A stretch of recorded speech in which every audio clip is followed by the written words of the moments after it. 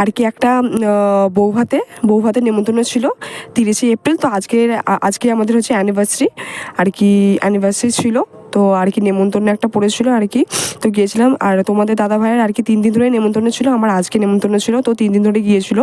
তো ওর একটা আর কি তারপরে একটু এদিক ওদিক ঘুরে নিয়ে তারপরে খুবই আর কি আনন্দ করলাম, ওদের সাথে একটু কথাবার্তা বললাম। তো এই যে কথাবার্তা বলতে গিয়েছিলাম, তো ওদেরকে গিফটটা দিয়ে তারপরে এইদিকে চলে এসেছিলাম। তো এইদিকে আর কি স্টলে বসেছিল বলতে গেলে ফুচকা, কফি, কোল্ড ড্রিঙ্কস আর চিকেন পকোড়া। তো আমি কিচ্ছুই খাইনি, কিছুই না, না কফি না ফুচকা না আর কি কোল্ড ড্রিঙ্কসটা একটু খেয়েছিলাম গরমের মধ্যে, কিচ্ছু ভালো লাগছিলো না, কিচ্ছু না। তো যাই হোক, তারপরে আর কি তো তোমাদের দাদাভাইকে বললাম একটুখানি চিকেন পকোড়া আর কি নিতে, কারণ তোমার প্লেট থেকেই একটুখানি খাবো। তারপরে তোমাদের দাদা ভাইয়ের বন্ধু একটা চলে এসেছিলো, তো ওকে বললো একটু নিতে, তো নিয়েছিল যে দেখে নাও। তারপরে যাই হোক, তো আমার আর কি